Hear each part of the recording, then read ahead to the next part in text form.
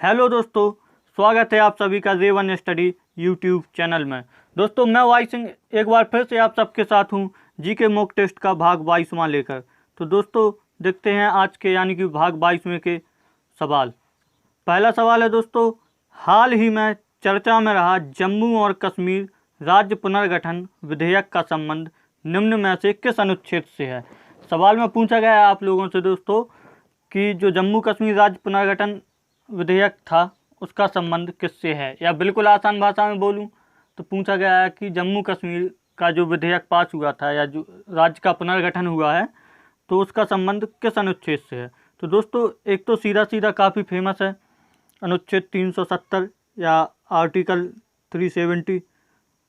तो एक तो ये था, इसमें क्या था, इसमें था जम्मू और कश्मीर को विशेष राज्य का दर्जा। ठीक है दोस्तों, एक तो ये था विशेष राज्य का दर्जा, लेकिन इसमें ये वाला ऑप्शन दिया ही नहीं है। तो अब देखते हैं अगला कौन सा होगा। तो फिर इसके अलावा दूसरा था अनुच्छेद यानी कि आर्टिकल 35A।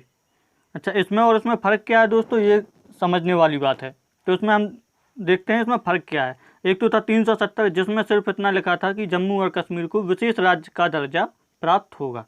ठीक है दोस्तों, सिर्फ इतना ही था कि विशेष राज्य का दर्जा। और अगला था, दूसरा था अनुच्छेद 35A। इसमें क्या था, इसमें उपबंध लिखे हुए थे।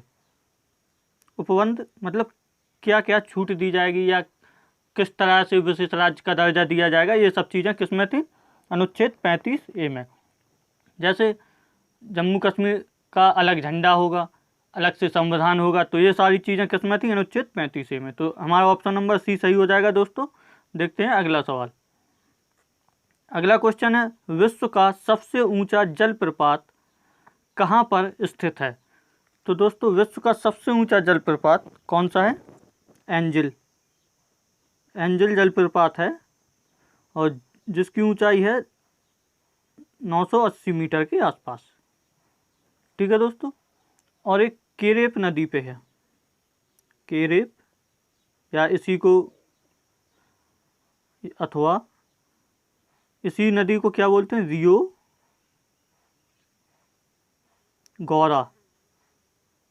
गोया नदी।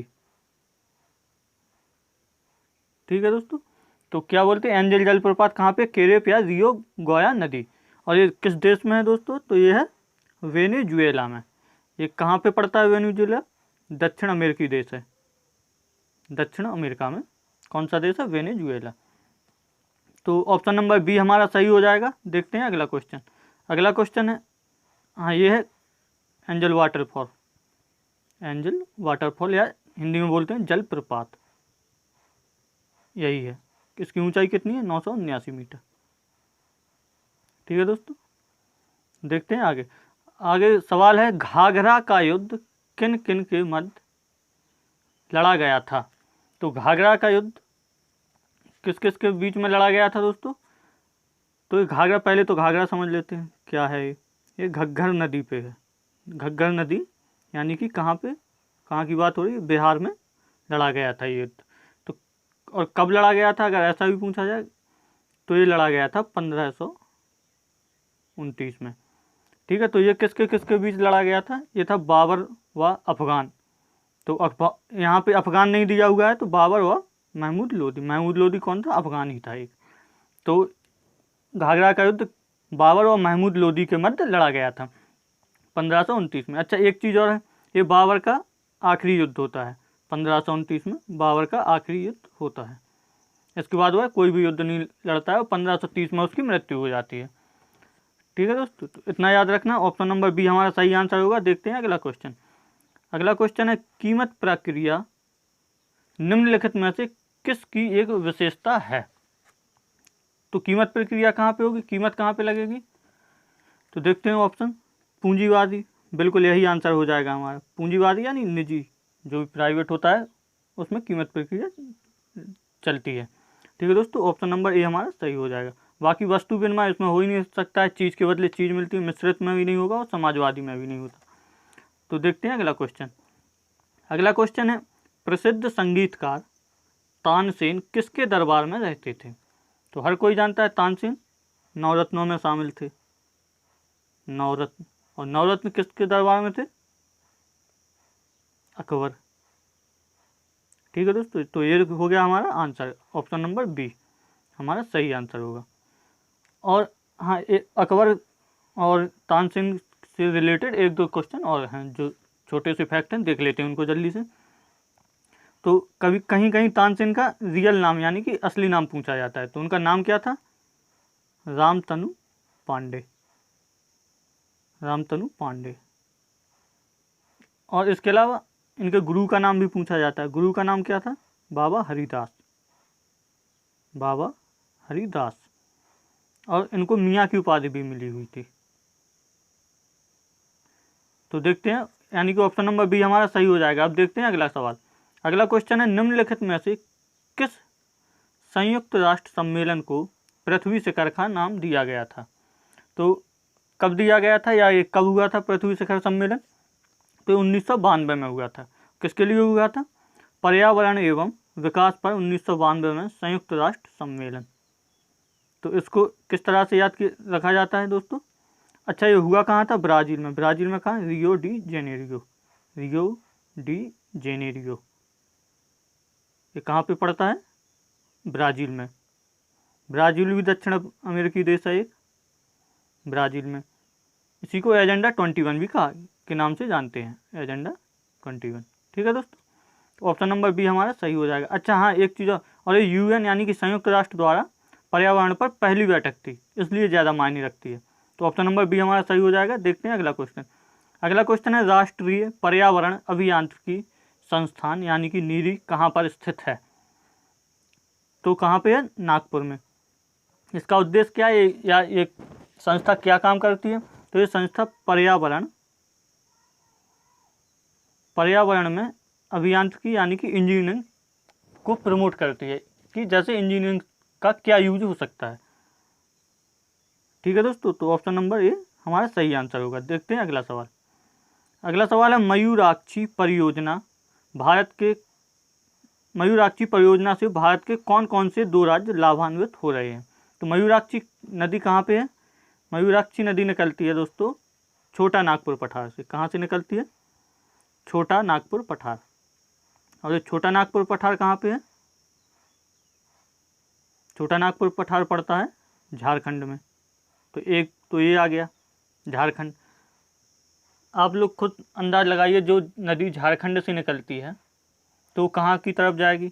वो जाती है बंगाल की खाड़ी में। बंगाल की खाड़ी। ठीक है दोस्तों, तो बंगाल की खाड़ी में जाएगी। जैसे ये झारखंड है और ये बंगाल की खाड़ी है यहाँ पे, तो बंगाल भी पड़ता है यहाँ पे बीच में। तो छोटा नागपुर बंगाल की खाड़ी में जाएगी तो कहाँ पे किस राज्य को लाभान्वित करेगी? पश्चिम बंगाल। तो आंसर क्या हो जाएगा हमारा? ऑप्शन नंबर सी यानी कि झारखंड और पश्चिम बंगाल।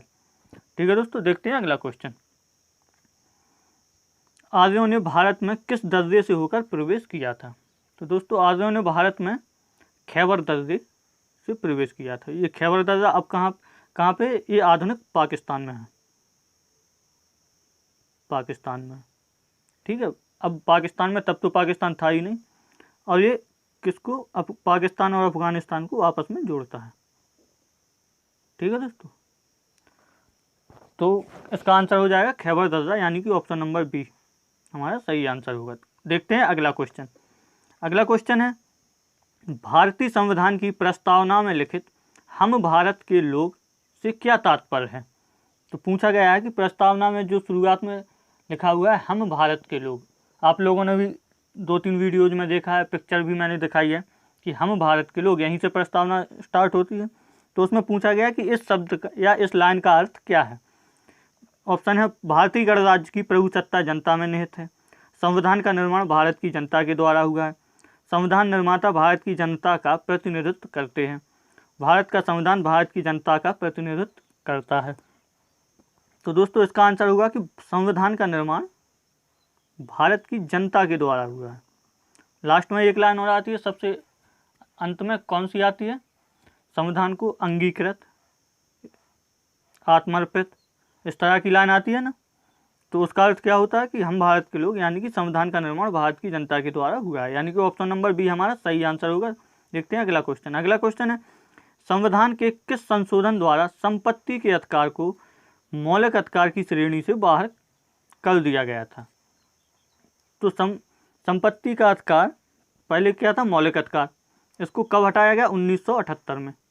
1978 यानी कि 44वां संशोधन, 44वां संविधान संशोधन 1978 में हुआ था। और ये वर्तमान में कहाँ पे है? इसको विधायी अधिकार बना दिया गया है। विधायी अधिकार यानी कि कानूनी, जो संसद के द्वारा बनाया है जाए उसको क्या कहते हैं? विधायी या कानूनी, विधायी अधिकार की श्रेणी में रख दिया गया है। ठीक है। और आर्टिकल पूछा जाए तो 300 ए या का, हिंदी में का बोलते हैं, अंग्रेजी में ए बोलेंगे। और ये हुआ कब था? 1978 में, 44वां संविधान संशोधन। तो ऑप्शन नंबर सी हमारा सही आंसर होगा। देखते हैं अगला क्वेश्चन। अगला क्वेश्चन है निम्न में गलत युग्म को चुनिए। इसमें गलत दिया गया है दोस्तों, तो ये ध्यान रखना, गलत देखना है। एक तरफ है असम, उत्तर प्रदेश, केरल, बिहार यानी कि राज्य, दूसरी तरफ है चाय, गन्ना, नारियल, मूंगफली, और दूसरी तरफ क्या है? फसलें, वहाँ की मुख्य फसलें या जिनमें वो अग्रणी हैं। तो देखते हैं, असम में चाय सही है, ये सही है बिल्कुल। उत्तर प्रदेश गन्ना में आगे है। केरल नारियल में। तो क्या बचता है? बिहार का मूंगफली नहीं है। अच्छा, मूंगफली फिर कहाँ पे है? गुजरात में। गुजरात में सबसे ज़्यादा उत्पादन होता है मूंगफली का। तो ऑप्शन नंबर डी हमारा सही हो जाएगा। देखते हैं अगला क्वेश्चन। अगला क्वेश्चन है भारत का कितने प्रतिशत क्षेत्र मरुस्थल में बदल गया है? ये हाल ही की रिपोर्ट है। तो भारत का कितने प्रतिशत क्षेत्र बदल गया है? भारत का बदला है दोस्तों 4.6 मिलियन हेक्टेयर, यानी कि 29.3% क्षेत्र मरुस्थल में बदल चुका है। और अगर किसी राज्य का पूछा जाए तो सबसे ज़्यादा है 6.35, ये यूपी है। सबसे ज़्यादा उत्तर प्रदेश का बदला है। तो ऑप्शन नंबर बी हमारा सही आंसर होगा, 29.3%। देखते हैं अगला सवाल। अगला सवाल है हाल ही में G20 देशों की बैठक हुई। अच्छा, ये मिसप्रिंट हो गया है। G20 देशों की बैठक की अध्यक्षता किस देश ने की? तो G20 देशों की बैठक की अध्यक्षता, और ये अभी हुई है कोविड-19 के टाइम पे ही, जब कोविड-19 दुनिया में अपने पीक पे था तभी हुई है। तो भारत, सऊदी अरब, चीन और जापान। तो दोस्तों ये हुई है सऊदी अरब में। और एक G20 देशों की पहली ऐसी बैठक है जिसमें, या जो वीडियो कॉन्फ्रेंसिंग के जरिए हुई है, वीडियो कॉन्फ्रेंसिंग। ठीक है दोस्तों, याद रखना ये पहली बैठक है ऐसी। ऑप्शन नंबर बी यानी कि सऊदी अरब सही होगा। देखते हैं अगला क्वेश्चन। पहली बार सुप्रीम कोर्ट ने अयोग्यता याचिका पर किस राज्य के मंत्री को उसके पद से हटा दिया? ये केस अभी तक नहीं हुआ था दोस्तों, ये पहली बार हुआ है। अयोग्यता याचिका मतलब एक याचिका डाली गई थी कि ये मंत्री इस पद के लिए अयोग्य है, उस आधार पर मंत्री को हटाया गया है। किसने हटाया? सुप्रीम कोर्ट ने ऐसा पहली बार किया है। तो कैसे हटाया गया ये पूछा गया है। तो आर्टिकल यानी कि अनुच्छेद 142 का प्रयोग करते हुए सुप्रीम कोर्ट ने TH श्याम कुमार को मणिपुर के वन मंत्री पद से हटाया था। वन मंत्री पद से हटाया था। तो आंसर क्या होगा? मणिपुर। Option number B. कहाँ के थे TH श्याम कुमार? मणिपुर के वन मंत्री थे। ऑप्शन नंबर बी हमारा सही आंसर होगा। देखते हैं अगला सवाल। अगला सवाल है नामेरी टाइगर रिजर्व किस राज्य में अवस्थित है? तो नामेरी टाइगर रिजर्व हमारा पड़ता है असम में। असम में अगर पूछा जाए कहाँ, तो सोनितपुर में। ठीक है दोस्त, असम यानी कि ऑप्शन नंबर बी हमारा सही आंसर होगा। देखते हैं अगला क्वेश्चन। अगला क्वेश्चन है हाल ही में चर्चा में रही इंडिया पॉजिटिव नामक पुस्तक के लेखक कौन है? तो इंडिया पॉजिटिव नामक पुस्तक के लेखक काफ़ी फेमस लेखक हैं दोस्तों। वो कौन है? ऑप्शन नंबर सी यानी कि चेतन भगत। ठीक है दोस्तों, अभी हाल ही में कौन सी पुस्तक आई है इनकी लेटेस्ट? India positive. अच्छा, इसके पहले भी इनकी काफ़ी आ चुकी हैं, जैसे हाफ गर्लफ्रेंड हुई, इंडियन गर्ल, तो इस तरह से काफ़ी पुस्तकें आई हैं। ऑप्शन नंबर सी हमारा सही आंसर होगा। और ये रही इंडिया पॉजिटिव बुक, और ये चेतन भगत। ठीक है दोस्तों, इन्हीं का नाम क्या है, चेतन भगत। तो देखते हैं अगले सवाल को। अगला सवाल है, मुअज्जम शाह किस नाम से दिल्ली की गद्दी पर बैठा। मुअज्जम शाह मतलब इस तरह से सवाल है कि मुअज्जम शाह किसी का ओरिजिनल नाम है और वह राजा दूसरे किसी और नाम से बनता है, तो किस नाम से राजा बनता है, ये सवाल पूछा गया है। तो ऑप्शन देख लेते हैं, बहादुर शाह प्रथम, जहांगीर शाह, फर्रुखसियर और बहादुर शाह जफर। एक चीज़ तो कॉमन है बिल्कुल इन चारों नामों में कि किस वंश से हैं, मुगल वंश। ठीक है दोस्तों, मुगल वंश से हैं। तो दोस्तों अब सवाल को देखते हैं। औरंगजेब का दूसरा पुत्र जिसका नाम क्या था, मोहम्मद शाह, सॉरी मुअज्जम शाह। मुअज्जम शाह अपनी दिल्ली की गद्दी पर बैठता है 1707 में और 1712 तक, और ये किस नाम से बैठता है, बहादुर शाह प्रथम के नाम से गद्दी पर बैठता है। ठीक है, बाकी को ऑप्शन देख लेते हैं। जहांगीर शाह बहादुर शाह प्रथम के बाद आता है, और फर्रुखसियर ये जहांगीर शाह के बाद आता है, और अंतिम दिया गया है बहादुर शाह जफर, तो ये अंतिम मुगल शासक होता है। ठीक है दोस्तों, तो ऑप्शन नंबर ए हमारा सही आंसर होगा। देखते हैं अगला क्वेश्चन। अगला क्वेश्चन है, मराठा साम्राज्य में प्रमुख सैन्य अधिकारी यानी कि सेनापति, चलो सेनापति लिख देता हूँ, को क्या कहा जाता था। पूछा गया है मराठा में प्रमुख सैन्य अधिकारी अथवा सेनापति को क्या कहा जाता था। ऑप्शन देख लेते हैं। पेशवा, पेशवा नहीं है, पेशवा किसको बोलते थे, प्रधानमंत्री को। ठीक है, अमात्य, अमात्य भी नहीं है, अमात्य किसको बोलते थे, लेखाधिकारी को। यही लेखाधिकारी बाद में राजस्व अधिकारी के रूप में चला। फिर क्या है, सुमंत, सुमंत भी नहीं है। सुमंत किसको बोलते थे दोस्तों, सुमंत बोला जाता था विदेश अधिकारी को या विदेश सचिव, जो विदेशी मामले संभालता था। अगला है सरे नौबत, तो ये क्या है, सेनापति, मराठा साम्राज्य में है। अच्छा, मराठा साम्राज्य में एक क्वेश्चन और बनता है कि अष्ट